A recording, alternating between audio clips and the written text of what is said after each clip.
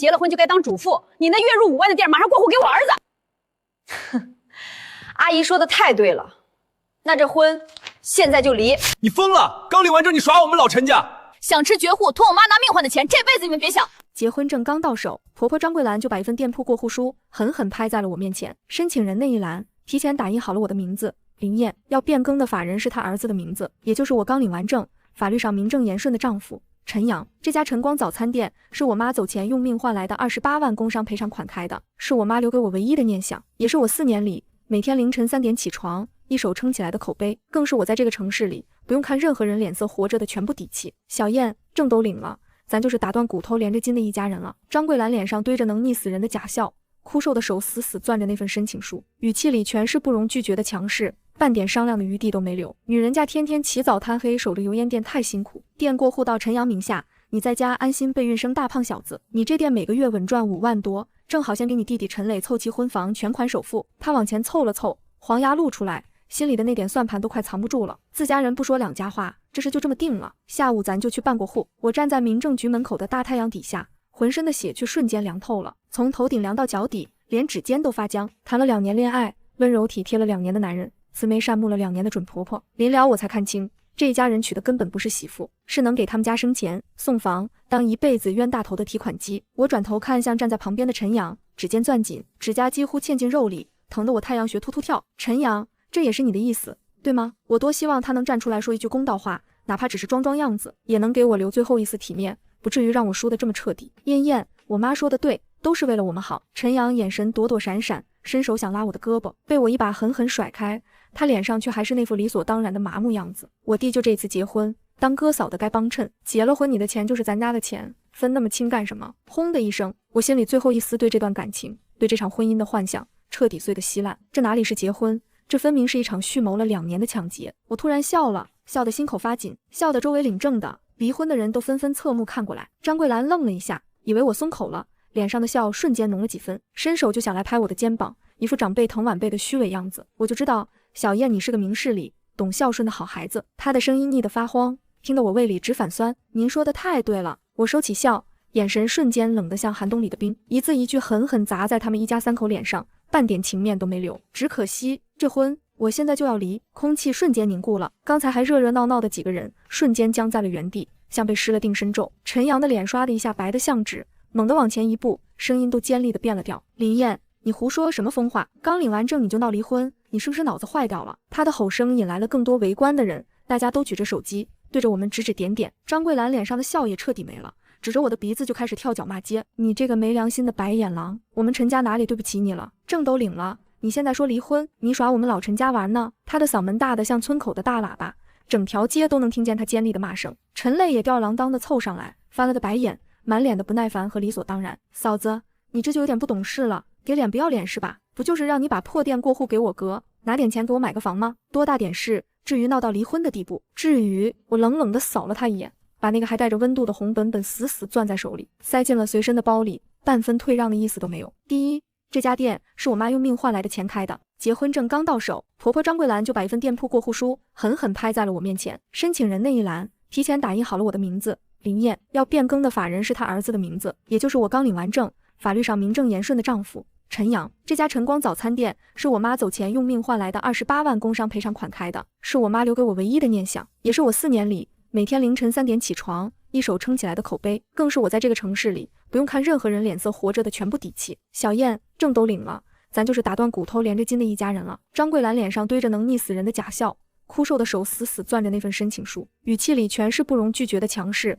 半点商量的余地都没留。女人家天天起早贪黑守着油烟店太辛苦，店过户到陈阳名下，你在家安心备孕生大胖小子，你这店每个月稳赚5万多，正好先给你弟弟陈磊凑齐婚房全款首付。他往前凑了凑，黄牙露出来，心里的那点算盘都快藏不住了。自家人不说两家话，这事就这么定了。下午咱就去办过户。我站在民政局门口的大太阳底下，浑身的血却瞬间凉透了，从头顶凉到脚底，连指尖都发僵。谈了2年恋爱，温柔体贴了2年的男人，慈眉善目了2年的准婆婆，临了我才看清，这一家人娶的根本不是媳妇，是能给他们家生钱送房当一辈子冤大头的提款机。我转头看向站在旁边的陈阳，指尖攥紧，指甲几乎嵌进肉里，疼得我太阳穴突突跳。陈阳，这也是你的意思对吗？我多希望他能站出来说一句公道话，哪怕只是装装样子，也能给我留最后一丝体面，不至于让我输得这么彻底。燕燕，我妈说的对，都是为了我们好。陈阳眼神躲躲闪闪，伸手想拉我的胳膊，被我一把狠狠甩开，他脸上却还是那副理所当然的麻木样子。我弟就这次结婚，当哥嫂的该帮衬，结了婚你的钱就是咱家的钱，分那么清干什么？轰的一声，我心里最后一丝对这段感情，对这场婚姻的幻想彻底碎得稀烂。这哪里是结婚，这分明是一场蓄谋了2年的抢劫。我突然笑了，笑得心口发紧，笑得周围领证的离婚的人都纷纷侧目看过来。张桂兰愣了一下，以为我松口了，脸上的笑瞬间浓了几分，伸手就想来拍我的肩膀，一副长辈疼晚辈的虚伪样子。我就知道小燕你是个明事理懂孝顺的好孩子。她的声音腻得发慌，听得我胃里直反酸。您说的太对了。我收起笑，眼神瞬间冷得像寒冬里的冰，一字一句狠狠砸在他们一家3口脸上，半点情面都没留。只可惜这婚我现在就要离。空气瞬间凝固了，刚才还热热闹闹的几个人瞬间僵在了原地，像被施了定身咒。陈阳的脸刷的一下白得像纸，猛地往前一步，声音都尖利的变了调。林燕，你胡说什么疯话？刚领完证你就闹离婚，你是不是脑子坏掉了？他的吼声引来了更多围观的人，大家都举着手机对着我们指指点点。张桂兰脸上的笑也彻底没了，指着我的鼻子就开始跳脚骂街。你这个没良心的白眼狼，我们陈家哪里对不起你了？证都领了，你现在说离婚，你耍我们老陈家玩呢？他的嗓门大得像村口的大喇叭，整条街都能听见他尖利的骂声。陈磊也吊儿郎当的凑上来，翻了个白眼，满脸的不耐烦和理所当然。嫂子，你这就有点不懂事了，给脸不要脸是吧？不就是让你把破店过户给我哥，拿点钱给我买个房吗？多大点事，至于闹到离婚的地步？至于……我冷冷地扫了他一眼，把那个还带着温度的红本本死死攥在手里，塞进了随身的包里，半分退让的意思都没有。第一，这家店是我妈用命换来的钱开的，是我的婚前个人财产，跟你们陈家没有半毛钱关系。第二，陈磊买房娶媳妇是他自己的事，是你们陈家的事，跟我没有任何关系。我没有义务拿我妈用命换的钱给一个不相干的男人买婚房。第三，我结婚是想找个伴好好过日子，不是给你们家当一辈子的提款机、免费保姆。张桂兰被我这一连串的话噎得脸一阵红一阵白，胸口剧烈起伏，她跳着脚就想上来撕我的头发，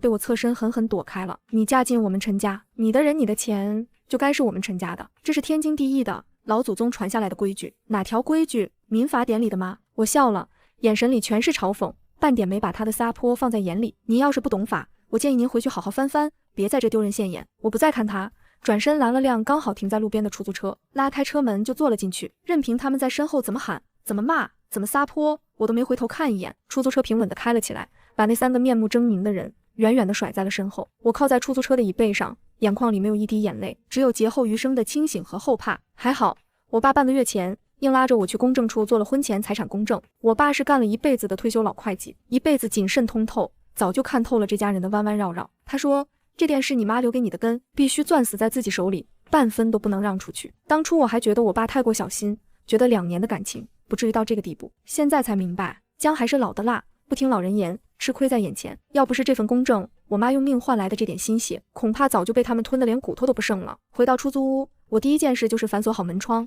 把防盗链也扣上了，把店铺的营业执照、租赁合同，还有那份盖了红章的公证书全锁进了保险柜里，连带着我妈当年的工伤赔偿转账记录、开店的所有付款凭证也一并放了进去。紧接着，我打开电脑，把店里的收银系统、监控后台、外卖平台的所有密码全换了一遍。新密码是我妈去世的日期和我的生日组合，只有我自己知道，连店里跟了我2年的员工小唐都没说，半分纰漏都不敢出。我太清楚了，这家人绝不会就这么善罢甘休，这只是刚刚开始。他们既然敢在民政局门口就逼我过户，就敢用更下作的手段来抢，我必须提前做好万全的准备，不能让他们毁了我妈留给我的念想。果然，第2天凌晨3点，我照常骑着电动车往店里赶。天还没亮，老城区的街道空荡荡的，只有路灯亮着昏黄的光，连个路过的人都没有。风刮的巷子里的垃圾桶哐当响。到了店门口，我掏出钥匙，刚碰到卷帘门的锁，心就猛地一沉。卷帘门的锁有明显被撬动过的划痕，锁芯都有点变形了，一看就是有人费了半天劲，想撬锁进店里，没成功。我立刻停下开门的动作，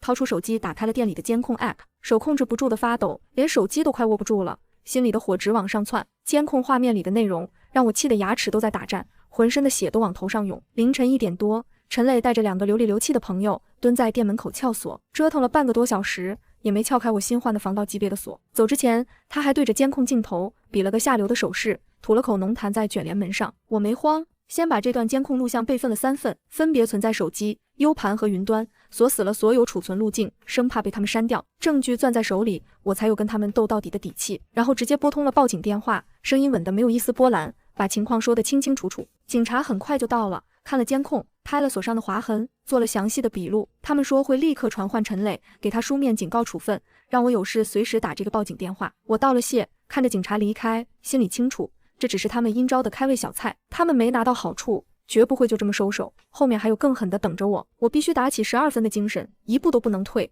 一步都不能错。卷帘门拉开，老顾客们陆续来买早餐，熟人们都笑着跟我打招呼，问我昨天领证顺不顺利，什么时候喝喜酒。我笑着摇了摇头，没多说什么，手里包包子的活没停。这家店开在老城区的核心位置，周边10几个成熟小区，大半住户都是我的老顾客。4年里，我每天凌晨3点起床，和面、调馅、熬粥、蒸包子，大年30都只歇了半天，风雨无阻。从最开始一天只卖20个包子，连房租都赚不回来，到现在月纯利稳稳5万以上，全是我一铲子一铲子熬出来的。我妈走的时候，躺在病床上，拉着我的手，气若游丝地跟我说，她说，囡囡，女人这辈子手里一定要有自己的东西，自己的钱，不用看男人脸色，不用依附任何人，才能活得踏实，活得有尊严。这家店就是我妈留给我安身立命的根，我绝不可能让任何人毁了我妈留给我的这点心血，谁想抢我就跟谁拼命，半分余地都不会留。忙到上午10点，早高峰过去，店里终于闲了下来。店门的风铃一响，陈阳、张桂兰、陈磊3个人一起闯了进来，来势汹汹，一看就是来闹事的，半点善意都没有。张桂兰一进门就一屁股坐在门口的桌子上，拍着桌子就开始嚎啕大哭。大家都来看看啊，这个没良心的黑心女人，刚跟我儿子领完证，就卷着我们家的钱要跑，还要跟我儿子离婚，天理何在啊？我们陈家是倒了8辈子霉，遇上这么个白眼狼啊！他的嗓门极大，瞬间吸引了店里剩下的所有顾客，纷纷侧目看过来，拿出手机录像。陈阳站在旁边，装出一副痛心疾首的样子，对着我唉声叹气，演得跟真的一样。燕燕，你别闹了行不行？我妈昨天回去，气得高血压都犯了，在床上躺了1晚上，差点就过去了。你跟我回去，好好过日子，过户的事我们可以慢慢商量，都听你的。他说着就想上来拉我的手，被我猛地往后退了一步躲开。我的眼神冷得像冰，半分情面都没给他留。我冷冷地看着他们一家3口，没跟他们吵，只一字一句说得清清楚楚，声音不大，却足够让在场的所有人都能听见，每一个字都掷地有声。这家店是我妈用工伤赔偿款开的，是我的婚前个人财产，跟你们陈家半毛钱关系都没有。现在立刻马上从我的店里出去，再在我这里大喊大叫，影响我做生意，我就直接报警了。上次撬锁的事还没了结，正好一起算。我的话一出口，张桂兰的哭声瞬间就停了。张桂兰一听我要报警，瞬间就怂了，从桌子上滑了下来，嘴里还在骂骂咧咧，不干不净的，脚却已经往门口挪了。他也知道上次撬锁的是证据确凿，真闹到派出所，他儿子讨不到好。陈阳咬着牙，狠狠瞪了我一眼，那眼神里的怨毒看得人心里发寒。林燕，你别给脸不要脸，你今天不跟我们回去，迟早有你后悔的一天。他撂下这句狠话，拉着他妈和他弟灰溜溜的走了，跟丧家之犬一样。他们走后，店里的老顾客纷纷围过来安慰我，林老板，这家人看着就不是善茬，你可一定要多提防啊，就是太不是东西了，居然想抢你妈用命换来的店，真缺德，天打雷劈的玩意。还有几个住在附近的大哥拍着胸脯跟我说，妹子，你晚上关店的时候喊我们一声，我们哥几个过来帮你看着，看他们敢再来闹事，我们帮你把他们打出去，看他们敢不敢。我笑着跟大家一一道谢，心里暖烘烘的。这家店不仅是我吃饭的营生，更是我在这个城市里扎下的根。有这么多老顾客帮我，我更不能让他们失望，更不能让这家店垮了。接下来的2天风平浪静，陈阳他们没有再来店里闹事，也没有再打电话过来。我心里清楚，这绝不是他们放弃了，是暴风雨前的宁静，他们在憋更大的坏水。我每天关店的时候，都会仔仔细细检查一遍门窗设备，确认每一扇窗都锁死了，卷帘门的防盗锁扣好了，才会骑着电动车离开。店里的4个高清监控，我也每天检查3遍，确保24小时正常录像，云端自动备份，不会丢失。第3天凌晨，我照常骑着电动车往店里赶，天还没亮，老城区的街道静得可怕，只有我的电动车灯划破了浓稠的黑暗，风刮的树叶哗哗响，听得人心里发毛。到了店门口，我掏出钥匙，刚碰到卷帘门的锁，心就瞬间沉到了谷底。卷帘门的锁是完好的，可后面操作间的窗户，窗纱被划开了一个大口子，窗户锁也被撬开了，虚掩着，一看就是有人翻进去了。我立刻停下开门的动作，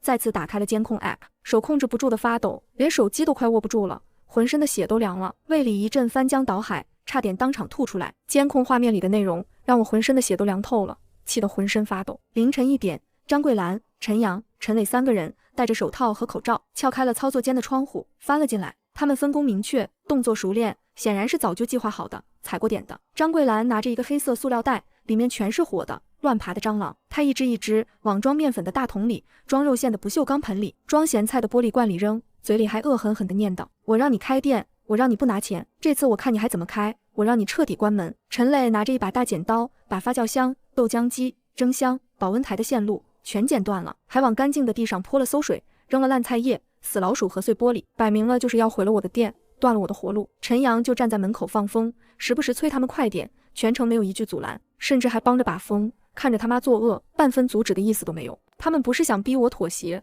是想直接毁了我吃饭的活路，毁了我妈留给我唯一的念想。我深吸了一口气，强迫自己冷静下来，眼泪憋在眼眶里，硬是没掉下来。哭解决不了任何问题，只会让他们看笑话。我必须冷静，把证据攥牢，让他们付出该有的代价。我先把监控录像完完整整备份了3份，锁死了所有储存路径，然后再次拨通了报警电话，声音稳得没有一丝波澜，把情况说得明明白白。这次不是简单的寻衅滋事，是故意毁坏财物，是恶意破坏生产经营，是刑事犯罪。警察很快就到了，看到店里的狼藉，还有监控里的画面，带队的警察脸色瞬间沉了下来。太过分了，这已经是刑事犯罪了，必须严肃处理。他们立刻对现场进行了勘查、拍照、取证，固定了所有的证据，连地上的蟑螂都取样了。跟我说会立刻对陈阳、张桂兰、陈磊3人进行刑事传唤调查，一定会给我一个交代，绝不会让这种恶人逍遥法外。我道了谢，看着警察离开，心里没有委屈，只有一股压不住的火，烧得我心口发疼。我给相熟的设备维修师傅打了电话，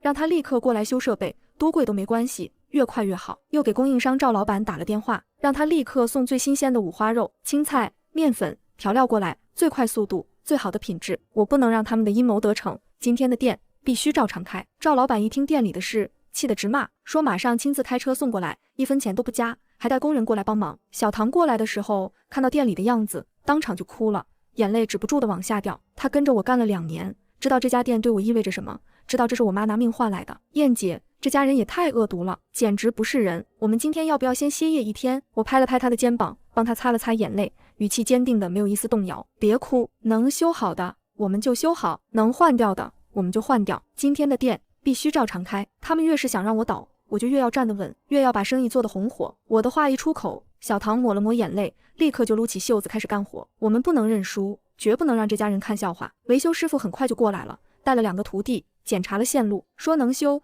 ，4个小时之内绝对修好。赵老板也亲自开车，把最新鲜的五花肉、青菜、面粉、调料全送了过来，还带了2个工人过来，帮我们一起清理现场，收拾狼藉。我和小唐还有2个兼职员工一起动手清理，所有被污染的食材全部扔掉，一点都没留，整整装了4大垃圾桶，半毛钱都没心疼。食品安全是底线，我绝不能砸了自己的招牌，寒了老顾客的心。地上的馊水、垃圾、碎玻璃全部清理干净，里里外外用消毒水拖了3遍，连墙角都没放过。所有装食材的容器全部用开水烫过，消毒水浸泡了半个小时，洗得干干净净，亮得能反光。我要让所有人都知道，我的店永远都是干干净净的，绝不是他们造谣的那样。忙到早上7点，设备修好了，食材也备好了，包子也蒸上了，粥也熬上了，操作间里恢复了往日的干净整洁，甚至比以前还要透亮，还要干净。卷帘门拉开，准时开门营业，半分都没耽误。很多老顾客过来，听说了凌晨发生的事，都气得不行，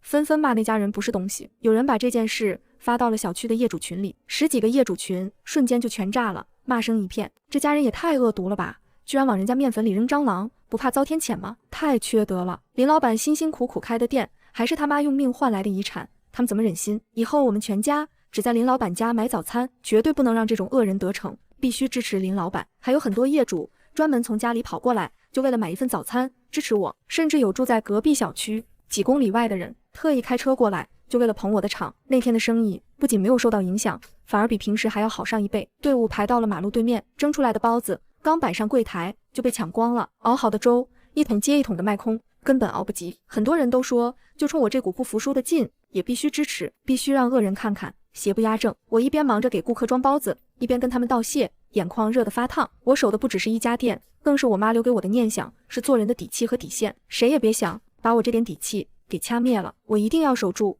不仅为了我自己，也为了天上的妈妈。可我没想到，他们还有更下作、更没有底线的手段。中午店里不忙的时候，我拿起手机刷了一下小区的业主群，瞬间一股寒意从脚底直窜上天灵盖，浑身的汗毛都竖起来了。张桂兰注册了一个新的微信号，在小区10几个业主群里疯狂发消息刷屏，大家千万别去晨光早餐店买东西了，那家店脏的要死，吃了会死人的，用的都是病死猪肉、烂菜叶、地沟油，还有蟑螂老鼠，吃了会拉肚子，会得癌症。他还配了几张凌晨在店里拍的满地狼藉的照片，故意拍了地上的死老鼠、馊水，配文说这就是晨光早餐店每天的后厨日常。10几个业主群，几千个住户，全都是我的目标顾客，全都是靠着口碑吃饭的老主顾。他这是想彻底毁了我的名声，毁了我的店，断了我的活路。人言可畏，就算我有监控有证据，可谣言传出去总会有人信。一旦大家觉得我的店不卫生，就算我再怎么解释也很难挽回了。口碑毁了，店就彻底完了。小唐看到群里的消息，气得浑身发抖，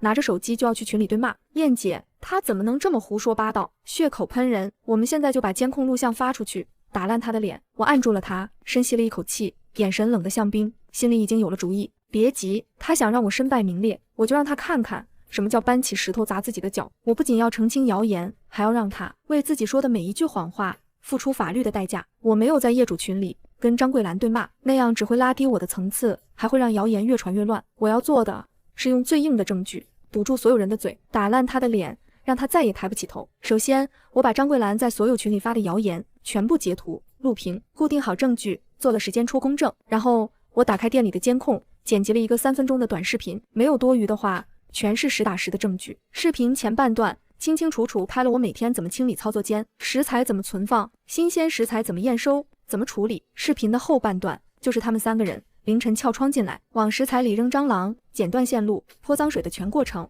一帧都没剪，完完整整，连声音都录得清清楚楚。张桂兰恶狠狠的话全在里面。视频的最后，我附上了所有食材的采购凭证、检疫报告、供应商资质，还有市监局每年的检查合格报告。我把这个视频发到了小区所有的业主群里，配了一段直白的说明，没有卖惨，没有煽情，只说事实，跟大家说清了事情的来龙去脉，说了他们一家逼我过户店铺，拿我妈用命换来的遗产给小叔子买婚房的事，也说了所有谣言都是张桂兰恶意诽谤。我已经委托律师追究她的法律责任，包括刑事自诉。视频和文字发出去之后，群里瞬间就炸了，反转来得太快太彻底，刚才还在跟风质疑的人瞬间就明白了怎么回事，纷纷道歉，骂张桂兰恶毒。我的天，原来是这样，这家人也太恶毒了吧，自己故意搞破坏，还反过来造谣，真不是人干的事。林老板，对不起，刚才我居然信了他的鬼话，以后我天天去你家买早餐，用实际行动支持你。这老太婆心也太黑了，必须告她，让她坐牢，太欺负人了。还有很多邻居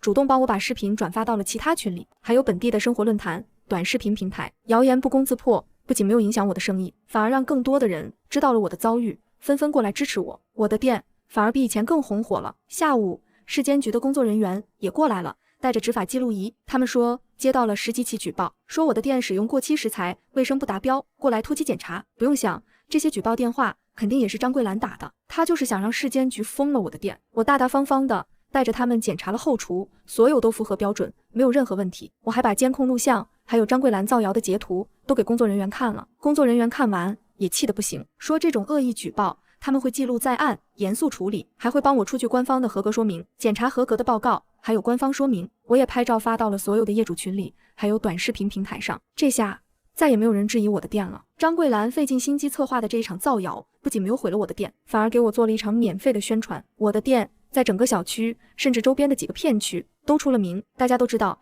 晨光早餐店的老板是个硬气、干净、不服输的姑娘，都愿意来支持我的生意，我的口碑反而比以前更好了。可张桂兰却彻底在小区里社死了，成了人人喊打的过街老鼠。她就住在这个小区的另一栋楼里，现在出门所有人都对着她指指点点，骂她缺德。以前跟她一起跳广场舞的老姐妹也都不跟她来往了，生怕沾了她的晦气。她走到哪里都有人戳她的脊梁骨，骂她恶毒、黑心，不是东西。本以为经历了这些事，他们总该消停了，可我还是低估了他们的无耻和没有下限。他们不仅没消停，反而憋了个更大的坏，想跟我鱼死网破。3天后的下午，店里不忙的时候，陈磊一个人拿着一根钢管闯了进来。他今天没了之前的吊儿郎当，脸上带着一股豁出去的狠劲，眼睛里全是红血丝，一看就是被逼急了，什么事都做得出来，半点理智都没有了。他走到吧台前，一钢管狠狠砸在桌子上，震得杯子、盘子都跳了起来，碎了好几个。林燕，你行啊，把我妈害得现在出门都被人吐口水。我哥也被派出所传唤了，我女朋友知道了这些事，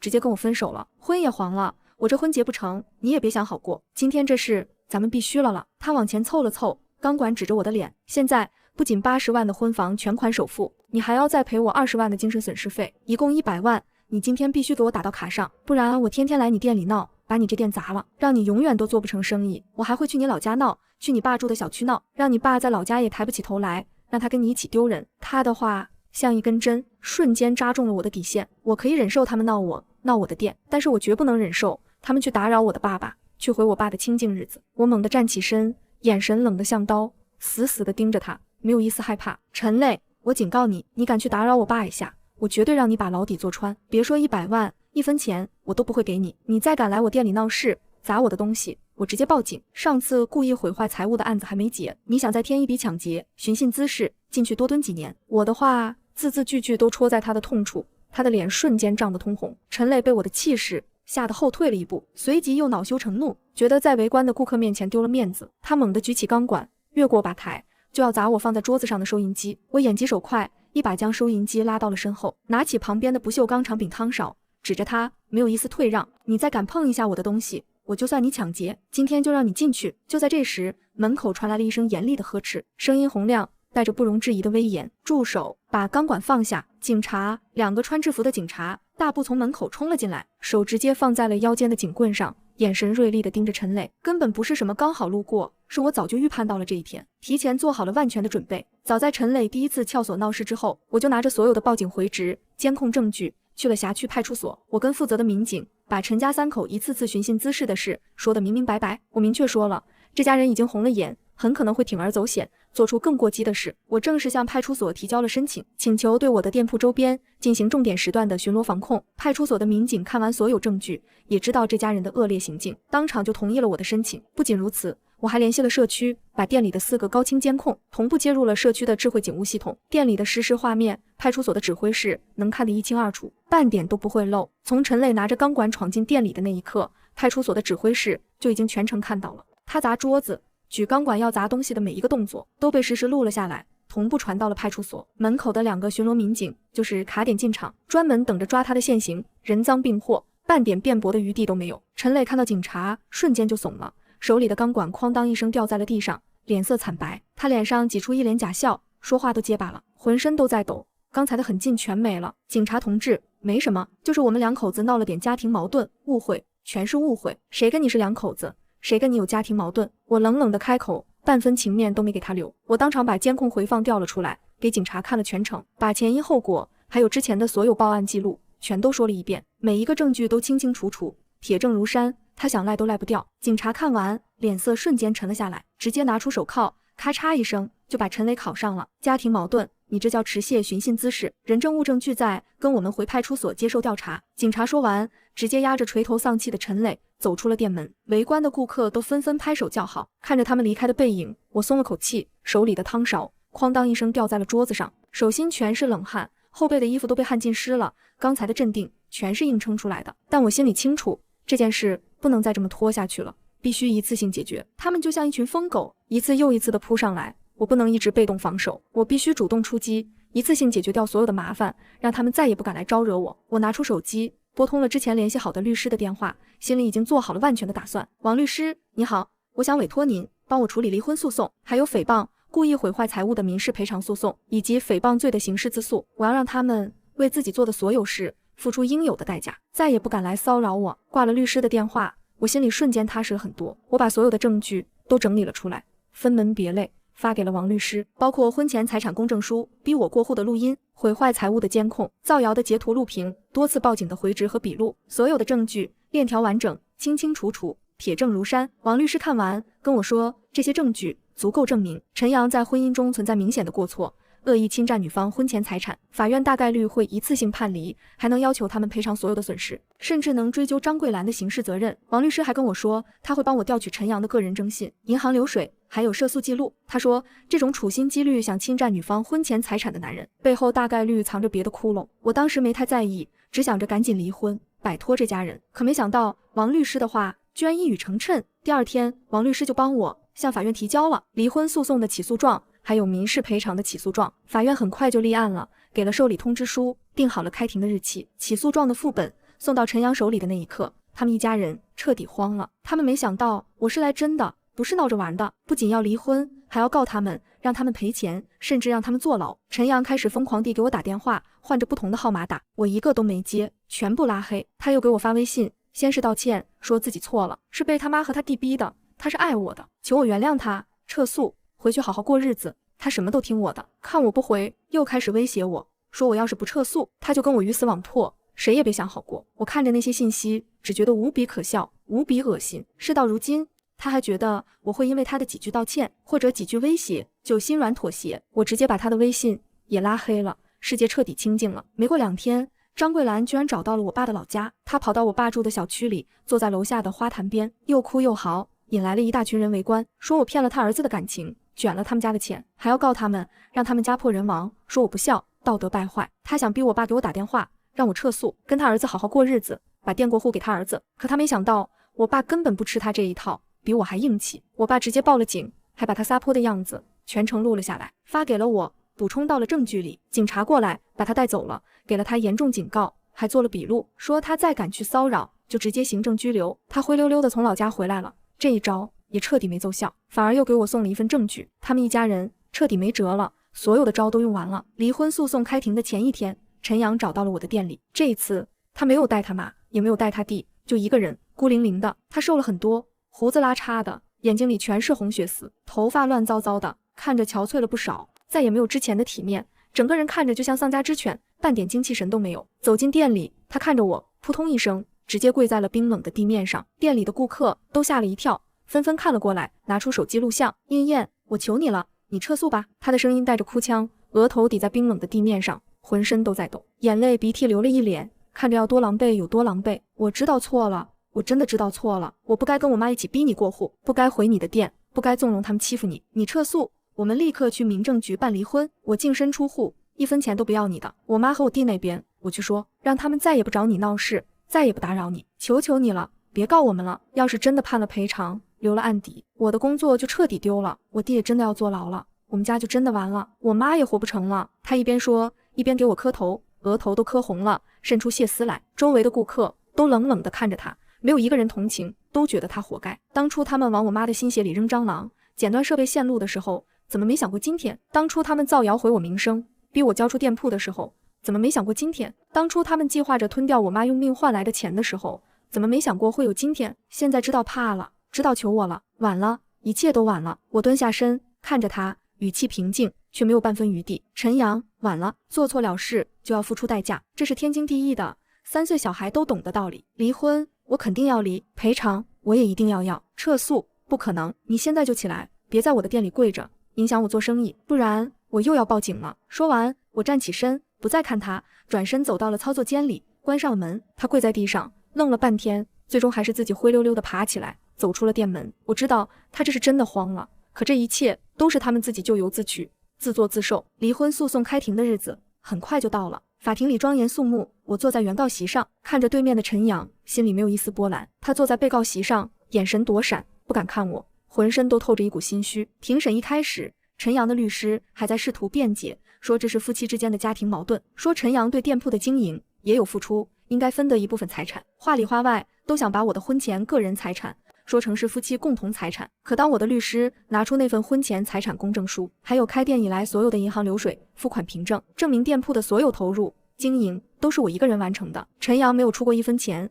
也没有参与过任何经营的时候，陈阳的律师瞬间就无话可说了，低下了头，再也没了刚才的嚣张。就在这时，我的律师又拿出了一叠厚厚的证据，当庭提交给了法官。这叠证据是王律师提前调取的，一拿出来，陈阳的脸唰的一下就白了，瞬间面无血色，浑身都开始发抖。我的律师当庭一字一句的把证据里的内容说得清清楚楚，在场的所有人都听得明明白白。陈阳盯上我，根本不只是为了给弟弟凑婚房首付，他早就欠了近100万的赌债，窟窿根本填不上。不仅如此，他还利用职务之便挪用了公司近80万的公款，用来还赌债，早就被公司内部核查发现了。他跟我谈了2年恋爱，处心积虑的哄我开心，装温柔体贴，全都是演的。他跟我领证结婚，核心目的就是把我拖成合法夫妻，用夫妻共同债务的名义逼我给他还债。过户店铺只是第一步，他下一步就是要哄着我，用店铺做抵押贷款，填他的赌债窟窿。他算准了，只要领了证，就算我不肯过户店铺，他的赌债和挪用的公款窟窿也能算成夫妻共同债务。到时候就算我不想还，法院也会逼着我用我的店铺营收给他填窟窿。他从一开始就没打算跟我好好过日子，就是想把我当成给他填窟窿的工具人，当成一辈子的提款机。我的律师当庭提交的证据里，还有陈阳和他独有的聊天记录和他妈的聊天记录，里面清清楚楚的写着，等结了婚就把林燕的店底押出去，把窟窿填上，还说只要结了婚，他的钱就是我的钱，他不还也得还，跑都跑不掉。证据一提交，全场哗然，连法官的脸色都沉了下来。陈阳的律师更是直接傻了眼，看着陈阳，一句话都说不出来。他根本不知道自己的当事人居然藏着这么大的雷，犯了这么严重的事。陈阳坐在被告席上，浑身抖得像筛糠，嘴里反复念叨着不是的，不是这样的，却半句辩驳的话都说不出来。铁证如山，他想赖都赖不掉，所有的算计，所有的阴谋，全都被当庭扒得一干二净。他不仅没捞到半点好处，反而把自己挪用公款的事彻底暴露在了阳光下。庭审很顺利，法官当庭就进行了调解，问陈阳是否同意离婚。陈阳看着眼前的证据，知道再争辩下去也没有任何意义，只会更丢人，只能咬着牙当庭同意了离婚，半分辩驳的余地都没有。法官最终当庭宣判，准予我和陈阳离婚，晨光早餐店为我的婚前个人财产，归我个人所有，同时明确认定陈阳所欠的赌债、挪用的公款均为其个人非法债务，与我无关，我无需承担任何偿还责任，双方无其他共同财产，无共同债务。这场闹剧一样的婚姻彻底画上了句号。拿到判决书的那一刻，我心里的一块大石头终于落了地。这场婚姻从领证到离婚，短短20天，终于彻底结束了。我终于摆脱了这一家人，终于清静了，再也不用被他们缠着了。可这还没完，还有民事赔偿的诉讼在等着他们。故意毁坏财物、诽谤造谣给我造成的损失，我必须一分不少的全部讨回来。我要让他们知道，作恶就必须付出代价。离婚判决下来的第2天，陈阳所在的公司就拿着我们当庭提交的证据正式报了警。警方很快就立案侦查，以挪用资金罪对陈阳采取了刑事强制措施。陈阳之前担心的丢工作只是最轻的报应，他接下来要面对的是牢狱之灾。没过多久，公司就正式下发了开除通知，把他从公司里清出去了。他彻底慌了，天天给我发信息，换着不同的号码求我撤诉，说他愿意赔偿我的所有损失，双倍赔偿都可以，只求我别再告了，给他留一条活路。我只回了他一句话：法庭上见，其他的没必要多说。事到如今，他还想着求我放过他，可当初他算计我的时候，怎么没想过放过我？我绝不会心软，半分余地都不会留。民事赔偿诉讼开庭的日子很快就到了。法庭上，我坐在原告席上，对面坐着陈阳、张桂兰、陈磊3个人。他们3个人再也没有了之前的嚣张气焰，一个个垂头丧气，头都快埋到桌子底下去了。庭审一开始，我的律师就当庭提交了所有的证据，监控录像、造谣截图、报警记录、损失清单、维修单据，所有的证据都清清楚楚，铁证如山。他们3个人无从辩驳，连律师都没脸再替他们说话，全程低着头。就在法官准备进行法庭辩论的时候，陈磊突然站了起来，当庭喊了一声：法官，我有话说。所有人都愣了，包括张桂兰和陈阳都一脸震惊地看着陈磊，不知道他要干什么。接下来陈磊说的话直接让母子3人当庭反目，彻底撕破了脸。陈磊当庭拿出了一叠聊天记录和转账凭证，还有老家房子的抵押合同照片，这些东西是他前几天跟张桂兰吵架的时候意外翻出来的，每一份都清清楚楚，铁证如山。他当庭就把所有证据都提交给了法官，一字一句的把张桂兰的算计全都说了出来。陈磊说，张桂兰根本不是没钱给他买婚房，他早就偷偷攒了20多万的养老钱，一直藏在他娘家侄子那里。不仅如此，他还偷偷把老家的房子抵押给了娘家侄子，贷出来了30多万，全攥在自己手里。从头到尾，他就没想过自己出钱给儿子买婚房，就是想空手套白狼，榨干我，给他小儿子铺路。陈磊还说，所有的事都是张桂兰和陈阳提前策划好的，从让陈阳跟我谈恋爱，到领证当天逼我过户，再到撬锁、毁店、造谣，全都是张桂兰出的主意。陈阳全程配合，他就是被母子俩当枪使，让他冲在前面闹事，背黑锅。陈磊越说越激动，当庭指着张桂兰和陈阳破口大骂：你们俩合起伙来骗我，说什么结了婚就能拿到钱给我买婚房，全是骗我的。你们自己手里有钱，一分都不肯出，让我去闹去坐牢，你们俩安的什么心？张桂兰当场就急了，指着陈磊就骂，让他闭嘴，别胡说八道。陈阳也红了眼，跟陈磊吵了起来，说他忘恩负义，狗咬吕洞宾。母子3人在庄严的法庭上当场就吵翻了天，互相揭短，把彼此的丑事全抖了出来。法官狠狠敲了法锤，呵斥他们安静，法庭里才终于消停了下来。可陈磊提交的证据还有他当庭的供述，直接把主谋的罪名死死定在了张桂兰和陈阳身上。原本3个人的连带责任这下直接分清楚了主次，张桂兰和陈阳要承担主要的赔偿责任和法律责任。庭审结束，法院当庭宣判，陈阳、张桂兰、陈磊三人于判决生效之日起10日内，连带赔偿我设备损失、食材损失、营业损失、名誉损失，共计人民币38000元。其中张桂兰、陈阳承担80%的主要赔偿责任，陈磊承担20%的次要责任。同时，法院判决张桂兰要在小区所有业主群、本地生活论坛、短视频平台发布公开道歉声明，向我赔礼道歉，消除影响，持续时间不少于30天。判决下来的那一刻，我看着判决书，心里无比平静，没有一丝波澜。我赢了，不是赢了多少钱，而是赢回了我的尊严，赢回了我的人生，守住了我妈留给我的店铺。判决书生效第10天，赔偿款一分不少打到了我的卡上。张桂兰按法院要求，在各个平台挂了30天道歉声明。她在小区里彻底抬不起头，没几天就收拾行李回了乡下，再也没露过面。陈阳数罪并罚，被判了5年有期徒刑。他的人生从算计我的那天起，就跟我没半点关系了。开庭那天我没去，我不想再跟这家人有任何牵扯。唯独剩下个陈磊，日子过得一塌糊涂。他是从犯，加上当庭揭发有立功表现，只判了6个月缓刑，却也留下了案底。工作没了，对象黄了，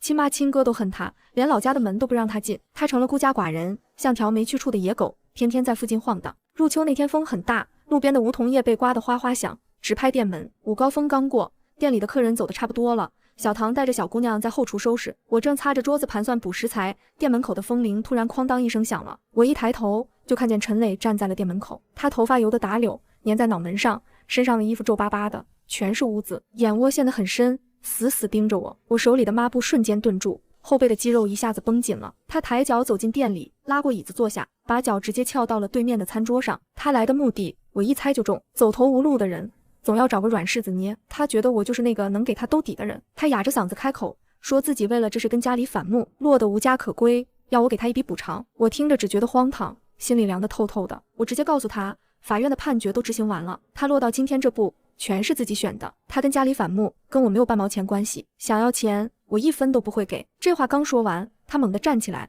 隔着吧台就凑到我面前。他抬手扫掉吧台上的点餐牌和纸巾盒，塑料牌摔在地上，碎成了2半。后厨的小唐听见动静探出头，看见这场景，脸一下子就白了。我赶紧示意他别过来，手悄悄摸向吧台底下那把我一直备着的不锈钢汤勺。他压着声音威胁我说，他连亲妈亲哥都能撕破脸，对我更没什么可顾忌的。他说自己大不了再进去蹲几个月，可我的店还要开，日子还要过，他能天天来闹到我这店开不下去为止。最后给我下了通牒，要10万块补偿。说着他就伸手往吧台里探，要来抓我的胳膊。就在这时候，一只大手先一步攥住了陈磊的手腕，那力道大得很。陈磊的脸瞬间涨红，身子一下子弯了下去，半点都正不动。我愣了愣，抬头一看，来人是周建明。周建明是我的老顾客，从我开店第1年起，他就常来店里买早餐。之前陈家3口来店里闹事，他也在场，默默帮我报了警，还帮着拦过人。后来他也照常来买早餐，偶尔会问一句最近有没有人来闹事。我只当是老顾客的关心，道声谢就过去了，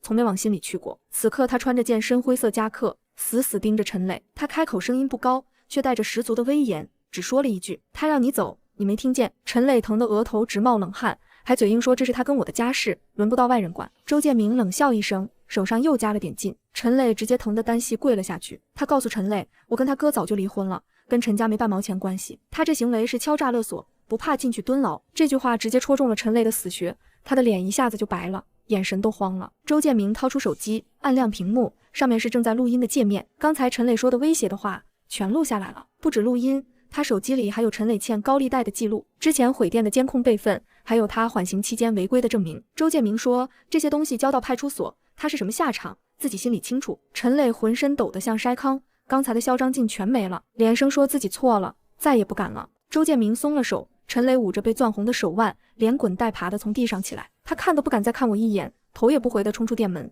转眼就没影了。店里一下子就安静了，只剩下风刮着树叶拍玻璃的声音。小唐赶紧跑出来，收拾好地上的烂摊子，又识趣的退回了后厨。我手里的汤勺哐当一声掉在吧台上，手心全是冷汗，刚才强撑的镇定一下子散了。我看着周建明，心里又惊又暖，缓了好半天才说出一句谢谢。他看向我的时候，眼里的冷劲全没了，只剩下温和。他弯腰捡起地上碎了的点餐牌，又擦干净了被弄脏的桌子，转身给我倒了一杯温热的豆浆，轻轻推到了我面前，让我先喝点压压惊。我接过豆浆，温热的杯壁暖着指尖，一直暖到了心底。我犹豫了半天，还是问出了口，问他那些证据还有陈磊的动向他是怎么知道的？他沉默了几秒，看着我，慢慢把事情都说了出来。他说他在这附近住了5年，我的店刚开，他就来了。他看着我每天凌晨3点就起来忙活，大年30都还开着店，给路人卖热乎的早餐。那时候他刚结束一段失败的婚姻，加班到凌晨，看见我店里的灯，心里就觉得暖。一来二去，他就把我记在了心里，默默关注了我2年。从陈家第一次来闹事开始，他就怕我一个姑娘家扛不住，一直在暗中留意。他怕我被欺负，就悄悄帮我做了很多事，只是一直没告诉我。原来我申请派出所重点巡逻，是他托相熟的民警朋友帮我加急批下来的。店里的监控能同步到社区警务系统，也是他找社区的朋友帮我走的绿色通道。张桂兰在业主群造谣的时候，那些帮我澄清说话的邻居，很多都是他提前打了招呼。就连市监局那次突击检查，也是他提前得到消息，帮我打了招呼，才顺利出了合格说明。听着他的话，我脑子嗡嗡的，心里又酸又暖。原来那些我以为的运气好，那些我以为的邪不压正，全是他在背后默默帮我扛着。在我一个人硬扛着陈家一家人算计的时候，我从来都不是孤军奋战，有个人一直在我看不见的地方帮我挡了好多风雨，护着我和这家店。他看着我，眼神特别认真，说他喜欢我，喜欢了快2年了。他看着我一个人把店做起来，面对算计不低头不服输，既心疼又敬佩。他怕贸然说出来给我添负担，尤其是我被陈家缠上的时候，怕我觉得他趁人之危，所以他只能在暗中帮我做点力所能及的事，护着我不被人欺负。他的话一字一句像温水一样淌过我的心口，之前所有的委屈、硬撑、害怕，在这一刻全都有了归宿。风从门口吹进来，带着街边的桂花香，后厨飘来包子的热气，混着豆浆的甜香。我看着他，突然笑了，心脏暖暖的。从那天起，周建明对我的心意再也没藏着，他没搞那些花里胡哨的名堂，全是实打实的贴心。每天凌晨我到店，他总会提前等在门口，帮我搬刚送来的米面食材。晚上关店，他会绕过来帮我检查门窗锁具，修好店里出毛病的小设备。我心里是慌的，也是怕的。刚从陈家那场吃人的算计里逃出来，我对感情，对男人早就没了半点信任。我一次次跟他说，别再为我费心思了，我不想再碰感情了。我刻意跟他保持距离，不收他的东西，不让他帮我干活。可周建明从来没逼过我，也没半点逾矩的举动。我不让他搬货，他就站在门口看着我安全进店才走。我不让他修东西，他就默默把工具放在店门口，留张字条写清注意事项。下雨天他提前在店门口铺好防滑垫，下雪天他天不亮就来铲干净门口的冰。日子一天天过，我的心也慢慢软了下来。我不再刻意躲着他，会给他留刚出锅的热包子，温好的豆浆。店里遇上难缠的客人，他会站出来帮我解围。忙不过来的时候，他会默默帮着收拾桌子。邻里都打趣我们，说我遇上了靠谱的好人。可静下心来，我还是想明白了，这4年我靠自己一铲子一铲子熬出了日子，守住了我妈留给我的根。我不用再依附任何人，不用看任何人的脸色，自己就能活得踏实，活得体面。婚姻也好，感情也罢，都不是我人生的必选项。我找了个空闲的下午，跟周建明掏了心窝子。我说我很感谢他，可我不想再谈恋爱，不想再嫁人，就想自己守着这家店，安安稳稳过一辈子。他听完沉默了好久，最终笑着点了点头，说尊重我的所有决定。从那以后，他还是每天来店里，照旧买1笼鲜肉包，2杯热豆浆，安安静静坐在靠窗的位置。店里有难事，他还是第一时间站出来，默默帮我挡掉所有麻烦。他就那样不远不近的守着我，守着这家亮了4年的早餐店，而我守着我的店，过着我自己的日子。每天凌晨3点起床，蒸包子熬粥，看着老熟人们笑着打招呼，日子过得热气腾腾。我不用再为谁妥协，不用再防着谁的算计，就为自己，为天上的妈妈好好活着。一个人的日子也能活得自在，活得透亮，活得风风光光。